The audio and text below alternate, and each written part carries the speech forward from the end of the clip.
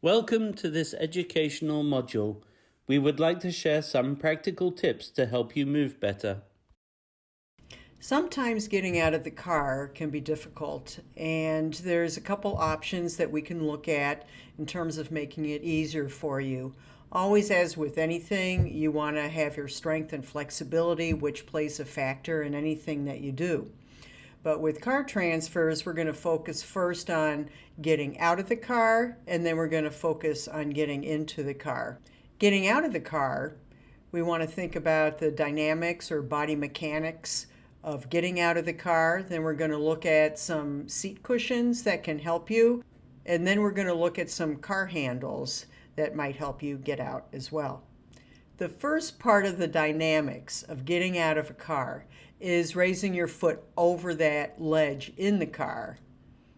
So you need to have some strength and flexibility in your hip muscles to help get your legs out. If you're having trouble with that, what you may want to do is an exercise where you have a piece of wood and you just lift up one foot in and out, and you practice that. And then you go to your other foot and just practice that. So that's the starting point. Then sometimes people have difficulty leaving room for their other foot when they step over the rim. So you got to step wider. So when you're getting into the car or out of the car, you need to step wider so you have enough room for that other foot. So that would be a progression that you can make. Another part of the dynamics of getting out of a car is when you are trying to get out, you can't get your feet underneath you like you would in a chair. If you can get your feet underneath you like in a chair, it's a lot easier to get out.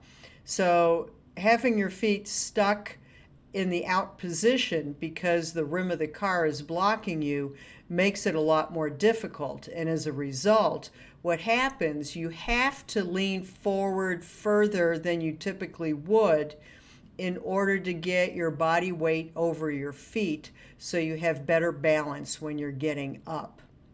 What some people do is they put their hand back here to help them stand up. And what that does is it pulls you back into the car. So as a rule of thumb, what I tell people is when you're getting out of the car, you should be able to see both of your hands. If you can't see your hands, then they're too far back and it's going to interfere with your ability to get up. So do that as a little check to make sure that you're doing it right with your hand positioning. So now we're going to talk about different seat cushions, and the first one here is the wedge cushion. In most of the cars, they typically slope back, which makes it harder to get out of. And the wedge cushion makes it a little bit more level, so it's easier to get in and out. When using a wedge cushion or looking for one, you may want to look for something that has a little bit more of a vinyl kind of fabric or a little bit firmer so you don't sink into it. And a lot of times what happens is when you use different cushions, when you're getting in or out, they tend to slide on the car seat. So what you may want to add underneath is this rubbery kind of material that people put under their carpeting so their carpet doesn't slip. And you put that, you just cut a little piece to fit the size of your cushion and put that underneath, and that helps keep the cushion a little bit better in place. Another cushion is a swivel cushion, and that's really handy for people that tend to be really stiff in the trunk. Here's just a video to show you as you swivel out. It's all on the seat cushion and makes it so much easier to swivel out. Now, if you need help, then what you can do is hold on to the legs and swivel both legs out, and that makes it a lot easier. There are some people that have bigger legs and a smaller person may be helping them. So in that situation, lifting one leg at a time will work just as well. And it'll be better for the person that's helping. This is the economic solution, taking a plastic bag, folding it in half, and putting on the car seat. And then it's just a lot less friction, and you can slide out of it easier.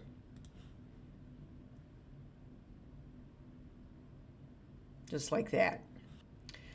Now here are two videos. There's one without using a car handle and one with using a car handle.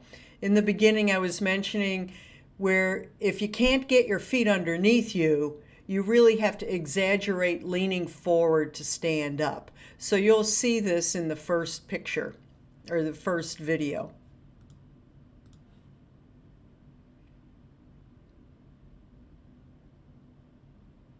Good, so she had to lean way forward. And then the second video, she doesn't have to lean forward as much. And she's going to use her other leg as an armrest. And you see that was a lot easier for her to get up. I frequently recommend people to use their opposite knee as their armrest to help push themselves up into a standing position. Now here we have both a combination of the swivel cushion and the car handle.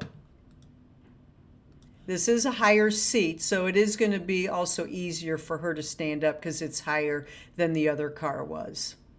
So she uses that handle also to slide forward. Very easy peasy with standing up because the seat height was a lot higher. Now we're going to talk about getting into the car. When getting into the car, you want to fully back up to the car before you sit down. Like when you go sit down in your home, you back up to the seat to sit down so you don't miss the chair. And with the car, even when you fully back up, there's still like about 7 inches between your legs and the seat. So when you go sit down in a car, you want to always make sure you're fully backed up before you sit down. So you should feel the rim of the car against your legs. Now here's two scenarios with an individual using a walker. And here she's turning the walker and then her feet, then the walker and then her feet. And then she backs up all the way. And she looks to make sure she's lined up, which is just as important. She uses the car handle and the door to help her sit down. Now, this is another version of getting into the car, sidestepping, which is very helpful for people that tend to freeze because then they eliminate that turning in a tight space. And then she's looking and fully backing up. So this is another option, more for people that tend to freeze. And same scenario, she reaches for the car handle and the door and has a seat. We saw the swivel cushion earlier getting out of the car, and now we can use it just the same way but getting into the car. So here's a video of her getting into the car, a lot easier. And then somebody helping, lifting the legs, and swinging them into the car. And as I said earlier, if the legs are heavy and you're not very strong, you can help the individual with one leg at a time. So in summary, your hand placement can affect your ability to get out of a car. So remember, if you can see your hands, you have them in the right position. If you can't see your hands, that means it's too far back and it's going to pull you back into the car. You may need to exaggerate leaning forward as you stand up or sit down because you can't get your feet underneath you. The rim of the car is blocking you. So you have to counteract that by leaning forward a little bit more than typical to help keep your balance and make it easier. Make sure you fully back up before sitting down because the rim of the car is blocking you from fully backing up to the seat. So just for safety reasons, make sure you're fully backed up. There are different seat cushions available that can make it easier for getting in or out of your car. Car handles also offer added support to reduce difficulties. Thank you.